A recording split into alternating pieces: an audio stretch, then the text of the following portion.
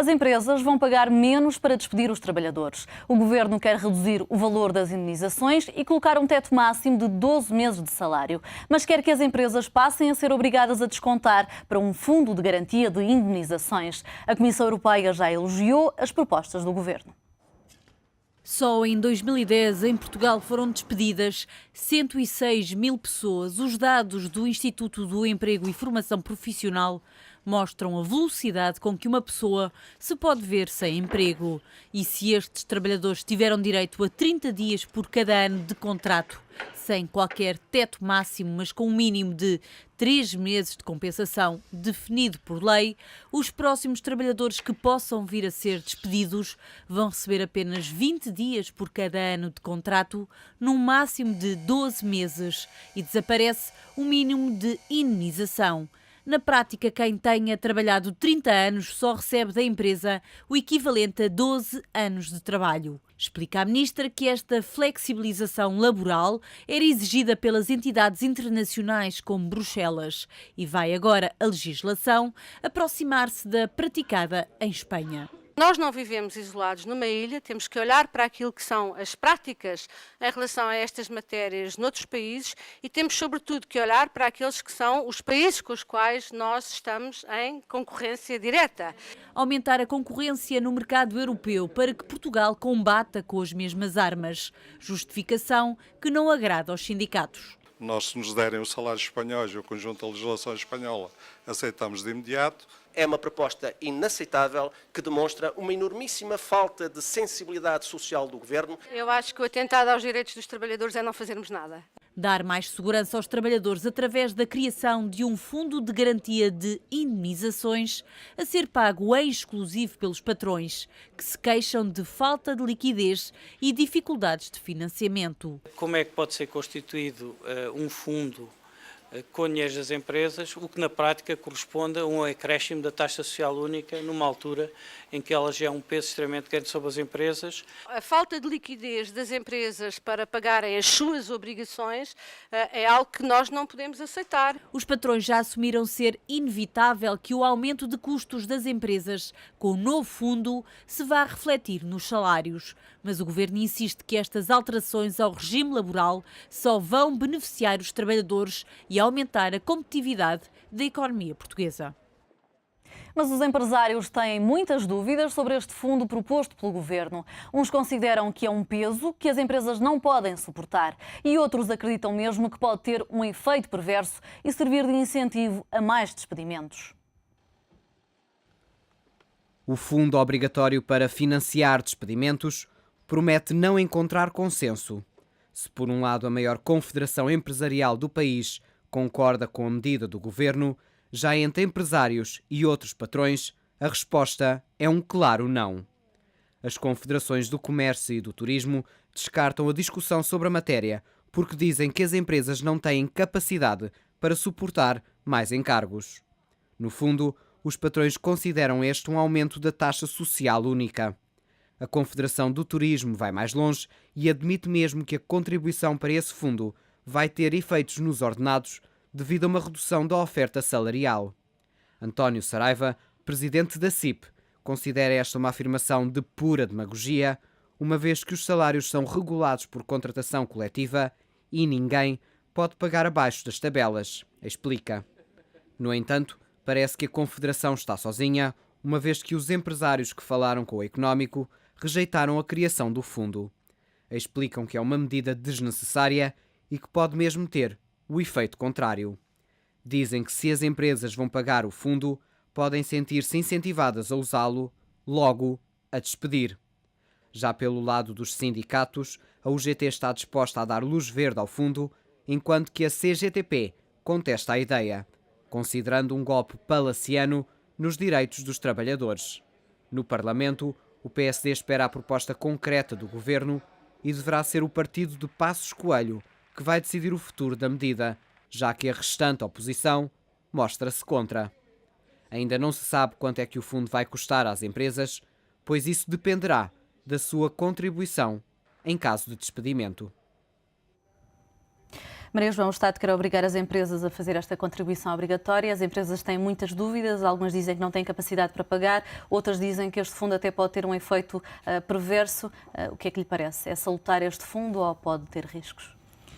Eu acho que, antes de mais, temos que ter presente o que é que estamos a tentar fazer. Nós estamos a tentar criar medidas que permitam aumentar a competitividade das empresas portuguesas.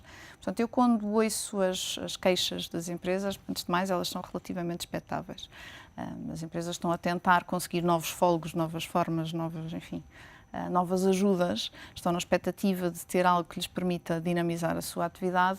Quando algo que permite dinamizar a atividade tem a anterior e quase... Há aqui uma transferência das responsabilidades do Estado para as empresas, no fundo.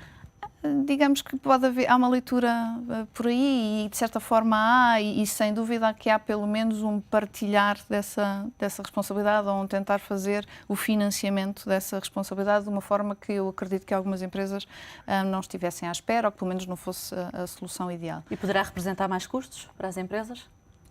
Veja, se estamos a pedir uma contribuição adicional e eu não tenho ainda, quais serão os termos, quais serão os valores. São definidos tetos às indenizações, ou seja, por um lado vão ter de pagar menos se despedirem um trabalhador, mas por outro são obrigadas a contribuir para este fundo. Marta, mas perceba que esse é exatamente aquilo que preocupa, porque nós não estamos a rever a legislação laboral por outro motivo que não porque haver um entendimento que a excessiva rigidez e que os excessivos custos têm um impacto na capacidade de atuação das empresas e nos custos das empresas e na competitividade. Se se dá com uma mão e se tira com outra, eu percebo que o suposto visado da medida questiono, mas então que medida é que me estão a dar? E a existência de um fundo poderá mesmo ser uma segurança para os trabalhadores, como diz a Ministra, ou pode, por outro lado, potenciar, facilitar os despedimentos? Eu creio que o fundo é uma medida que, em termos sociais, tem algum cabimento porque permite, ou pretende criar ali uma espécie de uma almofada que gira de algum nível alguma insegurança. E nós temos que perceber que partimos de uma situação muito protegida, por assim dizer, ou com um emprego protegido e cujos custos de despedimento são altos, portanto, de uma situação... E de acordo com a OCDE, Portugal é dos países que pagava indenizações mais altas. Absolutamente, absolutamente. Portanto, partindo dessa situação, eu percebo que se quer criar alguma almofada.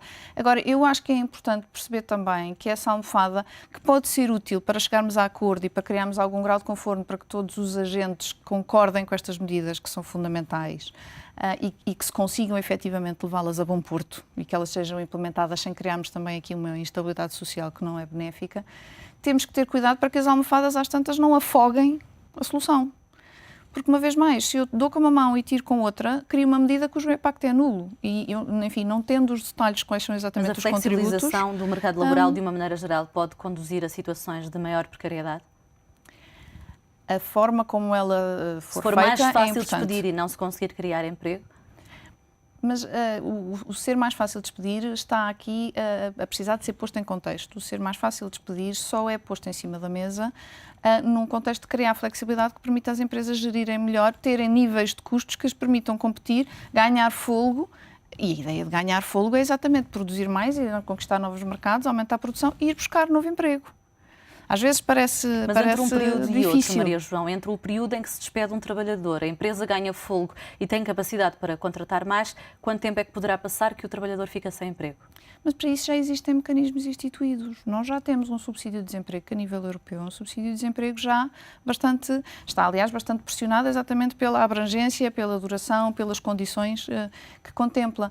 Portanto, nós não temos uma força de trabalho totalmente desprotegida. Nós já temos uma força de trabalho que, reconhecendo que isto são sempre situações muito complicadas para as pessoas, que têm algum grau de proteção. E nós não podemos viver no equívoco permanente de que é protegendo emprego que se cria emprego. São duas coisas completamente diferentes.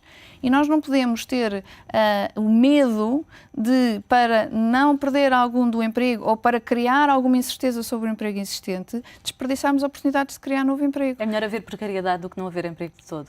É melhor haver produtividade do que continuarmos a ter uma estabilidade falsa de emprego. Mas produtividade e precariedade não é exatamente a mesma coisa. Não, mas a falta de produtividade seguramente leva à precariedade. É uma precariedade diferente. É a precariedade de quem não consegue sequer ter emprego. Portanto, mais vale ter algum emprego ainda que mau do que não ter nenhum. Mais vale ter uma gestão de emprego suficientemente flexível para permitir a criação de novo emprego do que, repito, termos a ilusão de que segurar os empregos existentes é a mesma coisa que ter emprego estável. Eles não são estáveis. Eles são muito rígidos e depois, quando desaparecem, desaparecem de vez. Mas estas novas alterações não poderão conduzir a um aproveitamento por parte de algumas empresas ou à continuidade de situações precárias que existem até dentro do Estado? Eu acho que isso é procurar um ângulo negativo e esquecer completamente aquilo que se pretende fazer de positivo com esta medida. As empresas não têm uma agenda malévola de vamos despedir gente por algum motivo. As empresas têm efetivamente enfrentado condições muito complicadas. As empresas têm efetivamente um dia-a-dia complicado quando estão no mercado a tentar negociar, a tentar vender. E quando se fala da necessidade de maior flexibilidade, deverá ser dentro do mercado interno ou também pensar numa flexibilidade de ter emprego dentro da Europa ou noutros países? Era importante que houvesse mais mobilização de recursos? A mobilidade é, sem dúvida, uma das respostas, vamos lá ver, não é a resposta dentro do nosso mercado interno. É uma resposta que pode ser uma resposta importante, nomeadamente para estas camadas, nomeadamente camadas mais jovens, que se veem ou no desemprego ou afetadas por essa instabilidade de emprego, porque hoje em dia o que nós já temos já é uma instabilidade, uma precariedade grande de emprego. Portanto, a mobilidade pode a prazo ser uma resposta interessante. Não é a resposta que vai dar saúde à nossa economia. Nós precisamos dos nossos jovens cá. Nós precisamos que as pessoas acreditem que o mercado de trabalho é um mercado de trabalho que não tem apenas oportunidades para aqueles que têm emprego há 20 anos, é um mercado de trabalho que tem emprego para quem tem 20 anos. Portanto, eu acredito que há um ângulo positivo nestas medidas, espero que se chegue a consenso, espero que se consigam implementar, porque tem um fundo positivo e porque a nível internacional nos vão deixar mais confortados. E já receberam também um elogio da Comissão Europeia. Maria João Carioca, muito obrigada mais uma vez pela sua análise nesta edição do Meio Dia. Até para a próxima semana.